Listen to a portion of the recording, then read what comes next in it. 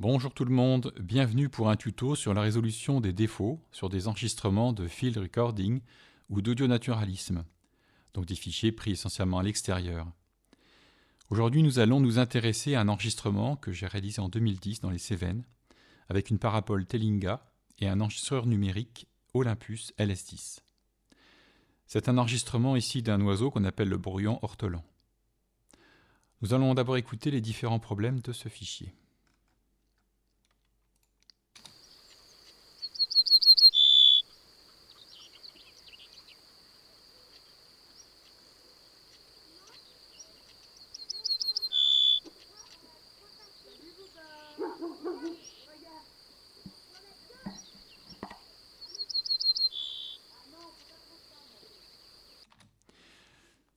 Voilà, donc nous avons essentiellement des clics sur les sons du brouillon ortolan. Nous avons des voix, on a un aboiement de chien, on a des bruits de manipulation de la parabole. La première des choses à faire, c'est de dupliquer son fichier. Ça permet de revenir ultérieurement sur un traitement qui s'avérait mal choisi, et aussi prendre en compte que les progrès réalisés en développement informatique sur les traitements sonores sont si rapides qu'il peut être bien utile de conserver l'original de son fichier pour le traiter plus efficacement dans quelques années. Je vais donc renommer ici mon fichier en indiquant qu'il a été traité avec RX8.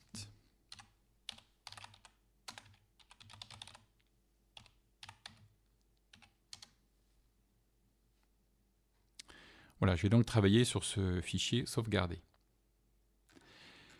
Alors, donc on peut regarder le fichier dans son ensemble. J'enregistre toujours les commentaires, moi, de mon enregistrement à la fin, en précisant le matériel utilisé, les coordonnées, le nom de l'espèce principale, etc. Donc pour avoir une cohérence d'ensemble et pour avoir une séquence homogène en vue du traitement, c'est préférable de supprimer la voix. Donc on le sélectionne, on fait un clic droit, on clique sur Cut, et voilà. Donc je précise tout d'abord que l'idéal, c'est d'avoir un enregistrement qui ne devrait pas nécessiter de retouche. Mais il s'agit ici d'un cas d'école pour exploiter les possibilités de RX Pro. Je précise aussi qu'il faut toujours être très prudent avec les retouches à effectuer. Dans le field recording, et encore plus dans l'audionaturalisme, nous allons rechercher au maximum des sons fidèles à la réalité. C'est donc préférable, parfois, de conserver un bruit de fond plutôt que d'aboutir à un son robotisé ou déformé. Pour faciliter la visualisation du spectrogramme, plusieurs options sont possibles. Donc on peut zoomer avec la molette,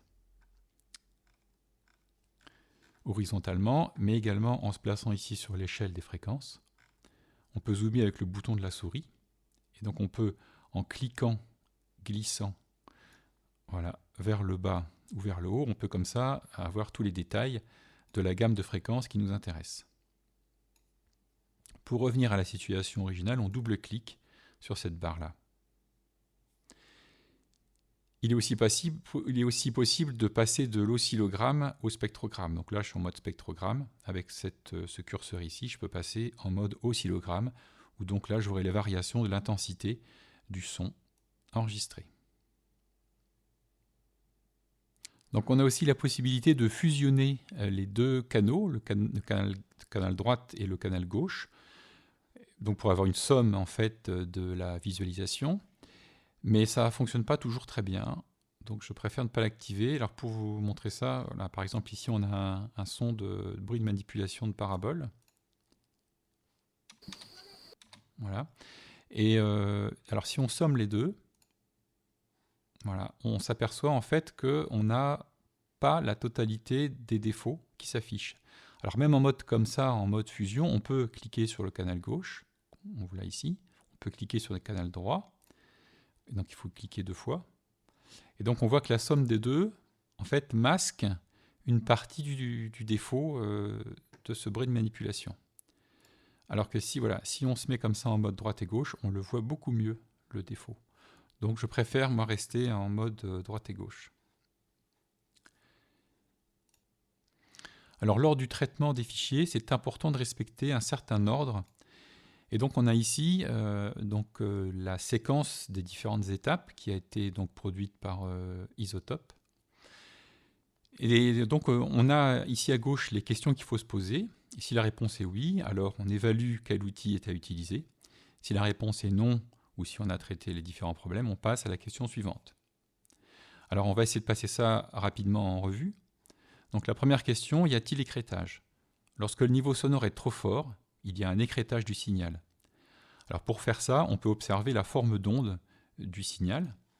Donc on va observer l'ensemble du fichier, on va passer en forme d'onde, et là on voit que moi j'ai pas d'écrêtage. Voilà, les signaux sont complets, donc il n'y a pas de problème d'écrêtage. Il y a aussi une autre façon de s'en assurer, c'est d'aller dans Window, Waveform Statistics, et donc là vous avez tous les statistiques de votre séquence. Et donc il vous affiche ici les différentes, justement les différents niveaux atteints au maximum.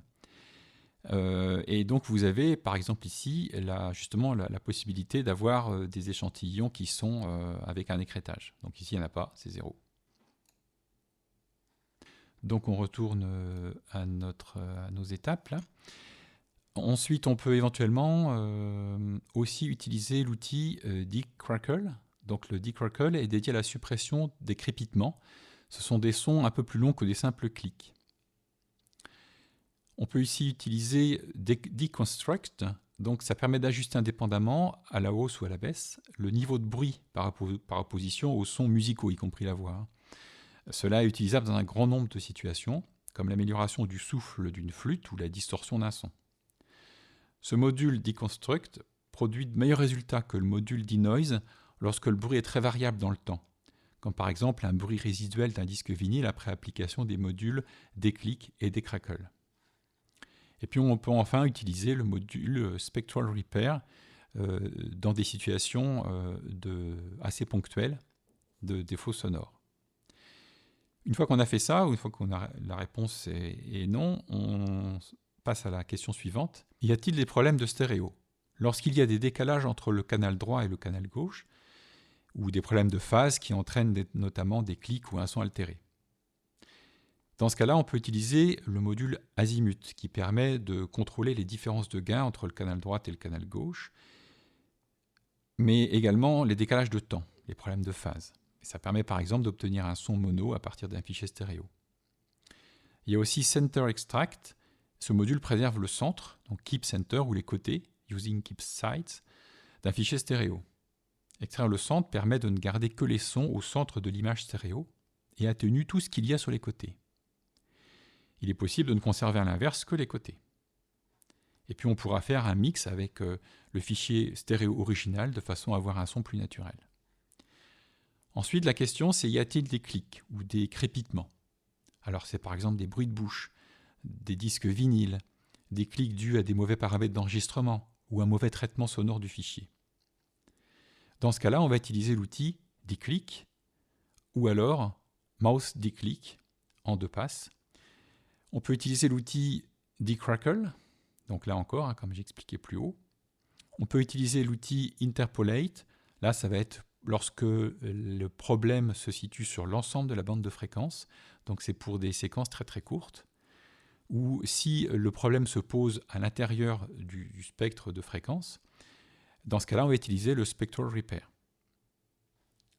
Ensuite on va se poser la question, y a-t-il des ronflements? Donc c'est aussi ce qu'on appelle des buzz ou des ronflettes. C'est un son continu à une fréquence constante comme celui d'un compteur électrique vers 50 Hz ou un amplificateur. Dans ce cas-là, on va utiliser l'outil dHum. C'est un outil très performant. Ensuite, on va se poser la question de savoir s'il y a un steady noise, un bruit de fond, c'est-à-dire un bruit constant ou avec des changements progressifs sur une large gamme de fréquences telles que le passage d'un avion, des sons de ventilation, d'appareils de chauffage ou de climatisation ou encore des bruits blancs. Dans ce cas-là, nous allons utiliser l'outil denoise ou alors spectral ou voice denoise s'il s'agit d'un bruit dû à la stéréo ou pour un signal mono. Nous pouvons aussi utiliser l'outil Center Extract qui, je le rappelle, préserve le centre, Keep Center, ou les côtés, using Keep Sides, d'un fichier stéréo. Et puis on pourra aussi donc mixer ce fichier avec le fichier original de façon à garder un son plus naturel. Et enfin, y a-t-il des variable noise, donc c'est-à-dire des signaux modulés ou alors qui changent brutalement, comme des bruits de toux, des sirènes, des sonneries, etc. Est-ce que le leakage est enregistré? Alors c'est ce qu'on appelle la diaphonie. C'est aussi ce qu'on appelle le mic bleed ou mix peel. C'est un problème assez courant lors des enregistrements de batterie, de guitare acoustique et de voix. Ça se produit lorsque le son d'un instrument est détecté par un micro destiné à capter un autre instrument. Dans ce cas-là, le de-bleed permet de corriger ça, en comparant, dans ce cas-là, deux fichiers différents. Ensuite, les bruits de vent pourront être réparés avec l'outil de-wind, les plosifs, c'est-à-dire les P, B, T et D, avec l'outil de-plosive, les sibilances, donc tout ce qui est les S, les F, les X, les Ch, avec l'outil de-hes. La réverbération pourra être traitée avec l'outil de-reverb. Et enfin, les bruits de froissement, les chuintements, par exemple le micro-cravate qui va frotter contre un vêtement, ça pourrait être traité avec l'outil de-rustle. Enfin, est-ce que le signal à traiter est de la voix? Et si oui, on peut utiliser alors dialogue isolate ou alors de-rustle selon les situations. Enfin, le signal est-il essentiellement tonal, c'est-à-dire composé de fréquences mélodiques par opposition à du bruit? Dans ce cas-là, nous pourrons utiliser l'outil deconstruct et ou spectral repair. Donc voilà pour cette séquence de questionnement. Alors nous allons revenir à notre fichier. Donc on va passer en mode voilà, visualisation spectrale. Alors on va d'abord utiliser l'outil declip.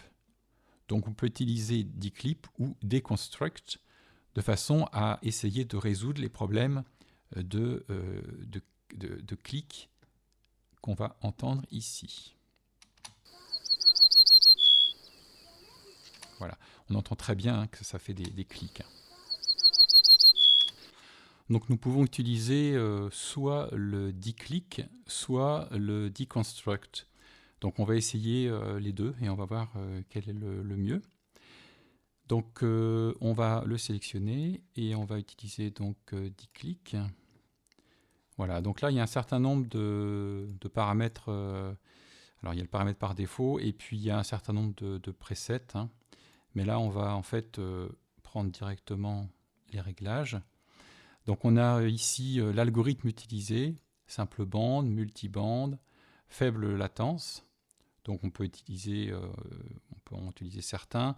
Multibande en général a une meilleure résolution. Mais bon, il faut essayer quel est l'algorithme qui correspond au mieux à votre défaut. Ici on a des choses qui sont plutôt périodiques. Donc on va choisir celle-ci. Au niveau de la sensibilité ici, donc c'est la sensibilité avec laquelle il va détecter les clics dans la séquence. La frequency skew, donc là c'est les défauts de fréquence. Alors soit c'est vers plutôt les basses fréquences, soit les hautes fréquences. Ici on est plutôt sur des hautes fréquences, donc on va décaler le curseur vers la droite. Et puis ici le click widening, donc c'est la largeur en fait du clic. On peut régler plus ou moins. Alors on va essayer d'abord ce réglage-là. On voit ici le nombre de clics qu'il affiche en réparation. Alors il y a quelque chose d'assez efficace, c'est d'écouter uniquement ce qu'il a détecté comme clic.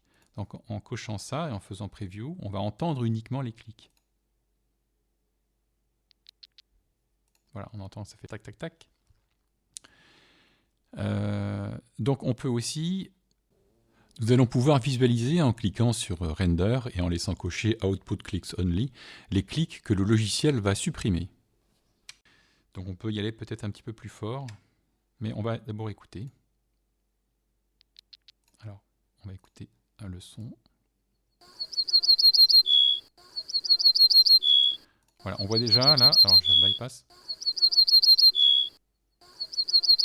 Voilà, on voit déjà qu'on a quand même beaucoup amélioré les choses, mais on peut se permettre d'aller un petit peu plus loin. Donc on va voir ce que ça fait si on va par exemple à 8 là. Alors là, on va écouter uniquement ce qui va sortir. Donc là, on voit qu'il y a énormément de sons qui va être enlever. Alors on peut le voir, on peut le visualiser en faisant render. Voilà, on voit qu'effectivement il enlève énormément de choses. Donc c'est beaucoup trop fort. Alors on fait CTRL Z pour revenir avant, et puis on va prendre un peu moins. Donc on va prendre vers 5. Ici on va prendre voilà, 3, 4, et puis ici on va rester comme ça, voilà. Alors on va essayer ça. Voilà, voilà.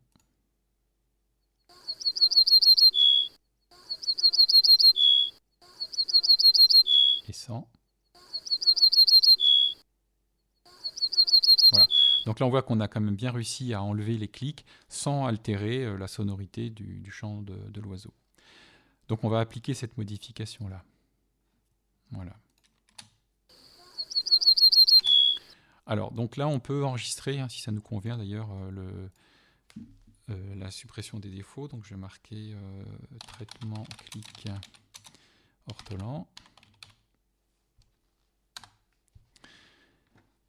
Et je vais revenir à la situation précédente. Alors soit c'est CTRL Z, soit ici en bas, hein, vous avez Initial State, voilà, qui correspond à l'état de départ. Donc l'autre option, c'est d'utiliser l'outil Deconstruct. Voilà, alors ici, on a le gain, enfin le gain en plus ou en moins, de tout ce qui est tonal, hein, c'est-à-dire la musicalité. Ici, on ne veut pas y toucher, puisque ça correspond à ce qu'on... Enfin, on n'a pas besoin de toucher en gain ou à réduire le chant de l'oiseau. Par rapport au bruit, c'est pareil, on n'a pas besoin d'y toucher. Par contre, c'est justement les transients, donc les crêtes transitoires qu'on souhaite enlever. Donc on va les réduire au maximum. Voilà. Ensuite, on peut ici choisir un équilibre entre la musicalité et le bruit, hein, par rapport à ce que fait l'algorithme. Donc si on veut garder plutôt tout ce qui est musicalité, on va quand même le mettre ici assez fort. Et puis s'il y a des artefacts, on peut les atténuer. Bon, là on va pour l'instant laisser comme ça, on va voir.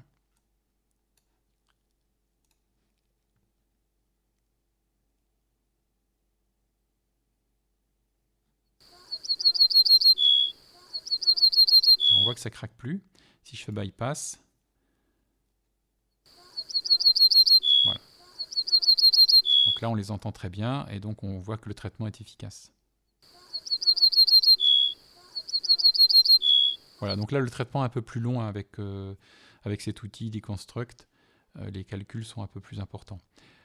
Donc on voit que c'est assez proche, hein, finalement, puisque le résultat est quasiment le même. Donc bon, peu importe. Alors je vais quand même garder le traitement que j'avais fait avec le declick, pardon. Donc voilà, donc là il m'a gardé ce que j'avais. Et donc je vais faire render, voilà. Et alors maintenant, il faut faire ça pour tous les endroits où il y a aussi ce problème. Donc là, je vais mettre en pause, je vais faire le traitement et on continue après.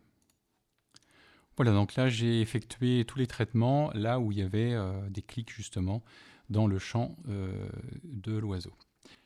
Voilà, donc on a fait donc le déclic, on a vu le deconstruct.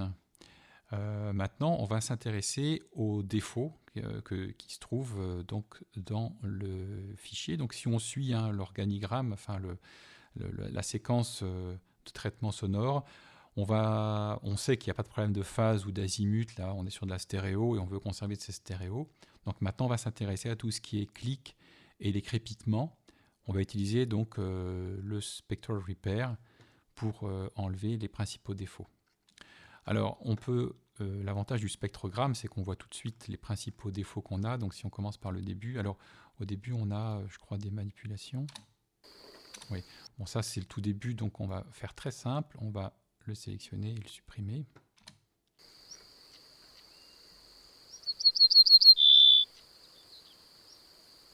Voilà, donc on a ici un autre oiseau, hein, qui est donc le rouge que noir, et on a un cri ici, et puis quelque chose, un son un peu plus un peu plus sourd, donc c'est pas des défauts, hein, ça correspond au chant de l'oiseau, donc on va conserver ça. Alors par contre ici on a un défaut là. Voilà. Donc on a le coucou qui fait coucou là, donc ça on le garde, et c'est simplement ce défaut là qu'on va garder. Donc on va bien zoomer sur la zone pour bien la sélectionner. Donc c'est uniquement ça. Alors on peut utiliser là différents outils. On peut utiliser la sélection ici rectangulaire comme ça pour sélectionner ça. On peut aussi utiliser la baguette magique. Parfois, alors là ça marche pas, mais parfois ça marche bien. On peut utiliser donc le pinceau. Donc pour régler le pinceau, on maintient la touche CTRL enfoncée et avec la molette de la souris, on la bouge pour régler la taille qui correspond à ce qu'on souhaite. Voilà, on peut sélectionner comme ça.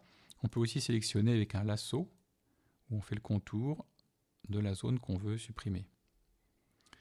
Voilà les principaux moyens de sélection. Donc là, on va utiliser la brosse, c'était bien. Alors on va prendre assez précis. Voilà. Donc là, on va utiliser Spectral Repair, qui semble le plus approprié. Donc on a différents menus ici. Donc l'atténuation, on a le remplacement, on a le modèle et on a le partial plus noise, donc qui correspond à un remplacement et à la prise en compte du bruit ambiant. Donc pour nos besoins, on va essentiellement utiliser les trois premiers. Le partial plus noise, ça va bien fonctionner sur des voix où on veut par exemple conserver les harmoniques d'une voix avec le bruit ambiant de l'enregistrement. Mais dans nos cas du field recording, ce n'est pas forcément très utile. Donc l'atténuation, ça va permettre, comme son nom l'indique, d'atténuer uniquement le son. Le remplacement, ça va permettre de remplacer en fonction de ce qu'il y a autour, de part et d'autre. Et le pattern, alors là, c'est un modèle où il va en fait rechercher dans l'ensemble du fichier, avec quand même, on va lui dire ici jusqu'à combien de secondes il faut qu'il aille rechercher.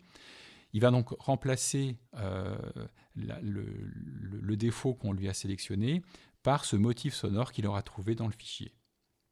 Alors ici, on va utiliser plutôt l'outil Replace, puisque on veut simplement qu'il remplace par le bruit de fond, et donc il faut simplement qu'il remplace par ce qu'il y a juste à côté. Alors ici, on va vouloir une bonne définition fréquentielle, donc on va utiliser un nombre de bandes de fréquences qui est élevé. Plus le nombre de bandes de fréquences sera élevé, plus on aura une meilleure définition des fréquences, mais par contre au détriment de l'aspect temporel des choses. Si par contre on a besoin d'une très bonne définition temporelle, quelque chose de très court dans le temps, on va dans ce cas-là prendre un nombre de bandes de fréquences faible. Mais ici, vous voyez que en fait, l'événement il est relativement assez large, et en fait, de part et d'autre, on n'a pas des choses qui sont très différentes de ce qu'on a là. Donc on peut se permettre de prendre une bande de fréquences très élevée. Et on va donc dans la région environnante, on va finalement pas prendre quelque chose de très large, puisque c'est homogène, donc il n'a pas besoin de calculer dans un espace très large. Et puis, donc alors la multirésolution, c'est censé prendre en compte justement ce que j'expliquais, à savoir cette différence entre entre l'importance de la résolution fréquentielle, on va prendre un nombre de bandes de fréquences élevées, et l'aspect temporel. Donc en fonction de la sélection, si on clique multirésolution, il va faire un compromis entre ce nombre de bandes de fréquences fréquentielles importantes ou pas. Donc ensuite, il faut écouter, hein, il faut essayer. Parfois ça fonctionne bien, des fois ça ne fonctionne pas. Ici, on va lui demander donc de regarder si on veut plutôt qu'il regarde avant ou après. Bon là, c'est homogène de chaque côté, donc on peut laisser au milieu. Il va faire une interpolation en fonction de ce qu'il y a avant et après. Alors on peut exécuter, voilà, et on voit que ça fonctionne très bien. Donc graphiquement, du moins, on voit que il n'y a pas de problème. Voilà, il n'y a pas de trou du tout à l'oreille, enfin ça marche vraiment très très bien. Alors l'autre possibilité qu'on a aussi, c'est d'utiliser la fonction pattern, donc de trouver un modèle qui correspond à quelque chose d'autre dans le fichier. Alors donc on va revenir en arrière. Donc voilà, je fais CTRL Z, je retrouve donc le défaut. Et alors là, c'est le même principe avec pattern. Donc la bande de fréquence, on va prendre un nombre de bandes fréquentielles importantes. Pour ce qui est de la région environnante, on va prendre quelque chose de pas forcément très grand puisque c'est homogène.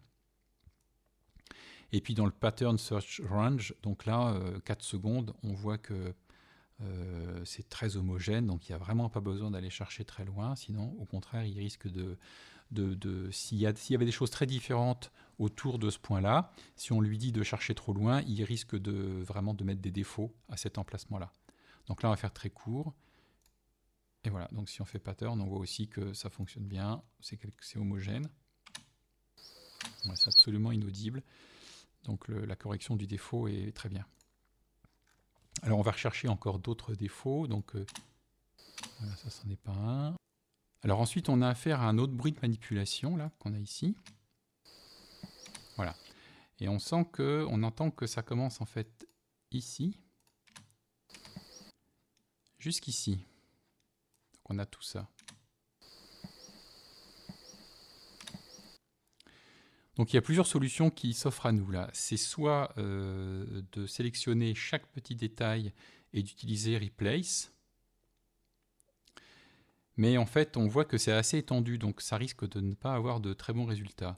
Alors dans un cas comme ça, la meilleure solution, il y en a deux, c'est de soit remplacer, on va faire une sorte de copier-coller d'un secteur assez homogène qu'on va venir remplacer ici. Alors par exemple, on peut sélectionner ici quelque chose d'homogène. Voilà, on va faire CTRL-C. Et puis on va venir le coller ici. Voilà, alors évidemment ce genre de traitement peut paraître un petit peu grossier, mais en fait c'est quelque chose qui fonctionne très bien pour le bruit ambiant. Alors ça ne fonctionnerait pas du tout si on faisait ça sur des fréquences modulées, parce qu'on aurait des différences de phase. Évidemment, de faire des copier-coller comme ça de secteurs disjoints, ça poserait des problèmes. Mais là aussi, pour un bruit de fond, ça fonctionne vraiment très bien. Voilà, la preuve en est. Hein. C'est vraiment très très bien à l'oreille. On entend juste ici cette chose-là, mais qui correspond à l'oiseau. Voilà. Donc, on a encore peut-être ce problème-là. Non. Je me demande si on n'a pas quand même un petit problème ici, là. Non, ça va. Ça s'entend pas trop. Voilà, donc vous voyez que c'est quand même très simple de faire comme ça. Alors, c'est vrai on voit dans les fréquences très basses, là, on a en fait de l'écho de notre chant d'oiseau. Donc là, un moyen très simple de régler ça, ça va être d'utiliser l'équaliseur, où donc avec cet équaliseur, on va régler donc les fréquences basses. Alors on voit que c'est... on peut zoomer là, donc comme ça, voilà, et puis on fait un clic et glisser. Et on voit que les fréquences, c'est de toute façon toujours en dessous de 100 Hz. Ouais, c'est même en dessous de 80 Hz. Donc je double-clique pour revenir à l'état antérieur. Et donc dans mon filtre coupe-bas ici, donc j'active ici le filtre coupe-bas. Je vais prendre une pente pas trop forte. Voilà, comme ça. Parce que si c'est une pente vraiment abrupte, on entend parfois un petit peu un chuintement, donc il ne faut pas prendre des pentes trop fortes. Et là, je vais la régler à peu près à 100 Hz. Alors on pourrait écouter hein, sur un secteur, mais...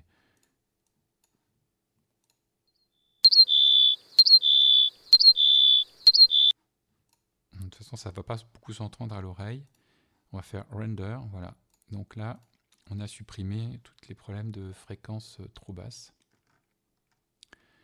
Ensuite, donc on va continuer à écouter les autres artefacts.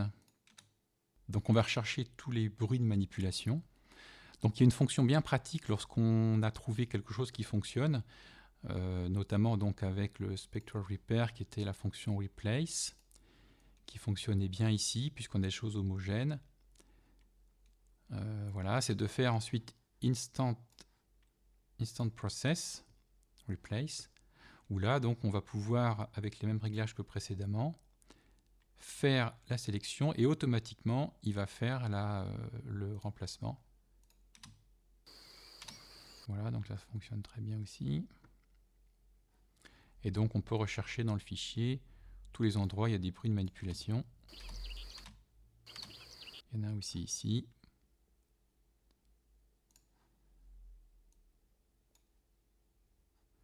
Voilà, donc on peut faire ça comme ça sur l'ensemble du fichier. Bon, je vais le faire et puis je continue après.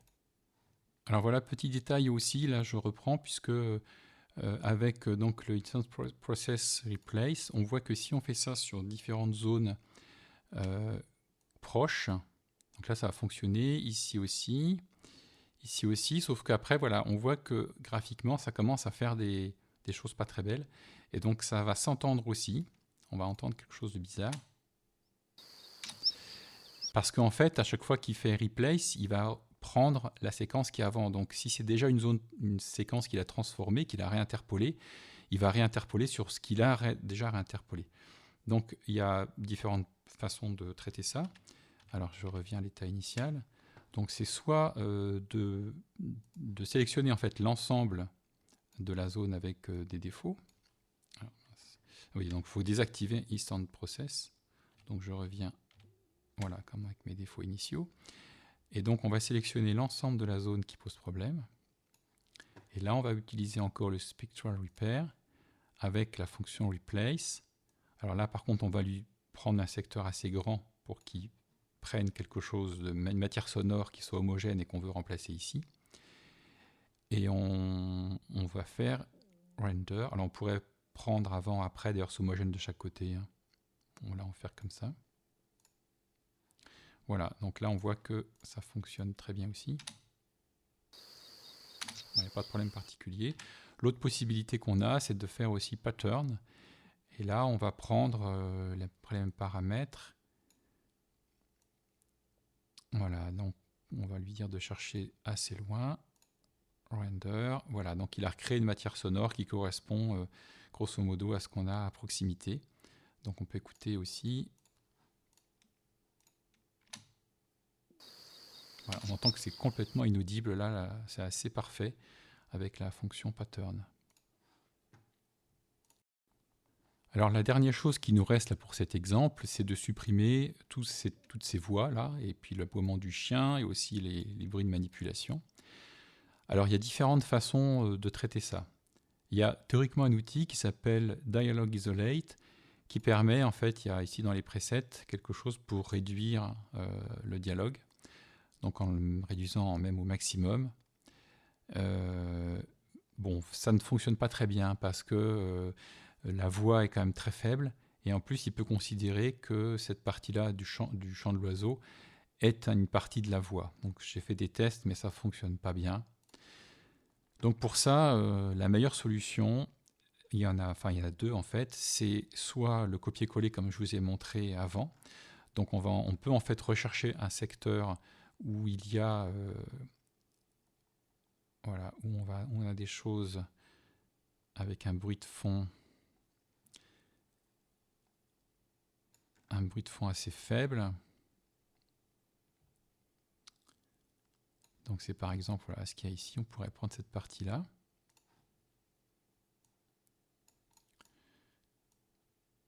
On va pas prendre trop, voilà, on va prendre ça. Et puis par copier-coller, on pourrait comme ça venir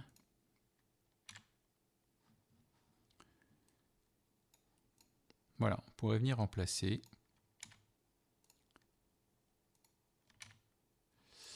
Alors on voit que c'est un peu radical parce qu'en plus ça va supprimer les fréquences là ça va supprimer les fréquences de notre rouge que noir. Mais bon, vous voyez que ça peut fonctionner quand même très bien. On va écouter.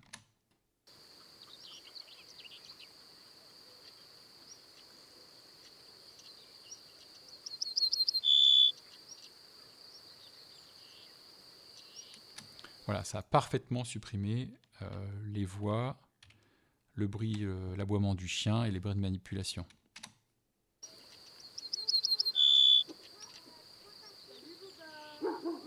Voilà, si je le refais.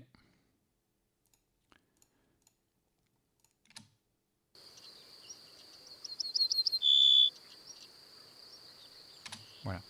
Donc l'autre fonction qui est aussi assez puissante, c'est qu'on va sélectionner toute cette partie-là qu'on ne souhaite pas. Donc avec voilà, la brosse par exemple. Alors quand c'est disjoint, on prend la touche Maj et on vient ajouter. Voilà, donc là on va pouvoir comme ça assez finement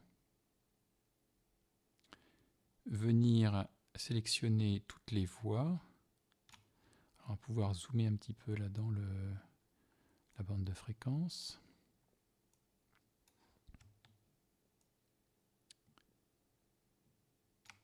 Voilà, je vais mettre en pause. Voilà, donc ça a pris un peu de temps, mais là j'ai pu sélectionner vraiment tous les problèmes, toutes les émissions de voix, de façon à préserver l'ambiance sonore là, des différents chants d'oiseaux qu'on avait au-dessus. Et donc une fois qu'on a fait ça, on fait un clic droit et on clique sur Cut. Voilà, ce qui permet donc d'enlever tous ces problèmes-là. Donc l'outil qui est très puissant, donc Ambiance Match. Alors on va revenir ici à l'ensemble de notre spectre. Et puis on va donc sélectionner.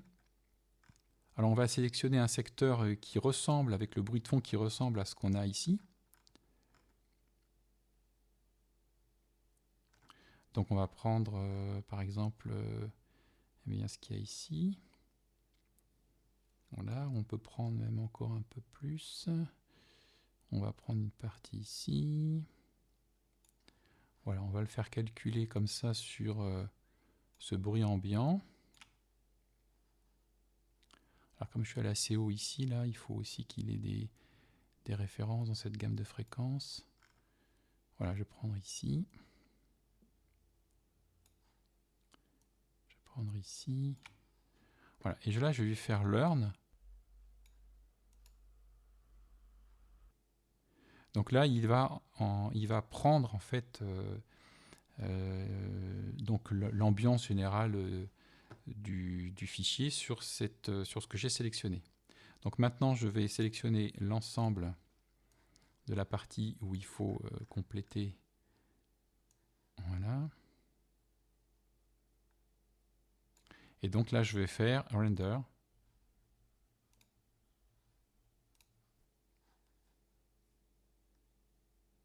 Voilà. Et là, il est venu compléter tous les autres défauts. Alors je vois qu'il reste encore quelques petites traces de voix là que je n'ai pas encore bien sélectionnées. Mais bon, on va écouter, vous allez voir.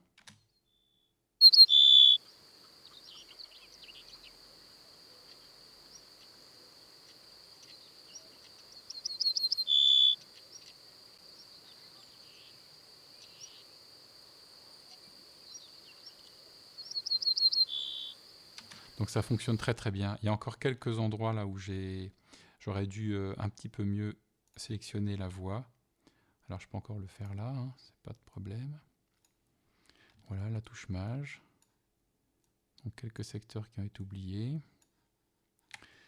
De la même façon, donc CTRL X pour couper. Et puis je resélectionne les secteurs avec Ambiance Match. Donc là, je n'ai pas besoin de refaire Learn puisqu'il a déjà enregistré ce que j'avais fait avant. Render.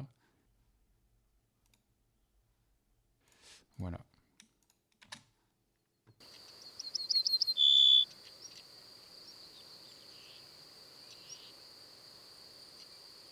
Voilà, vous voyez que ça fonctionne très très bien. Et donc comme ça, j'ai pu récupérer un fichier où j'ai plus de problèmes particuliers.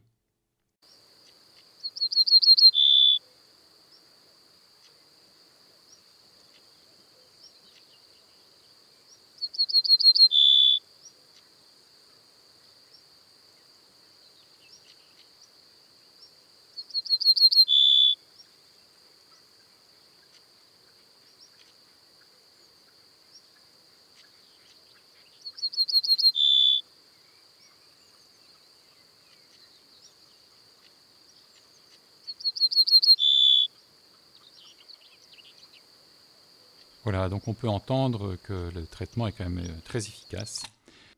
Voilà, et bien à bientôt pour un nouveau tuto pour découvrir de nouvelles fonctions de Isotope RX8. À bientôt.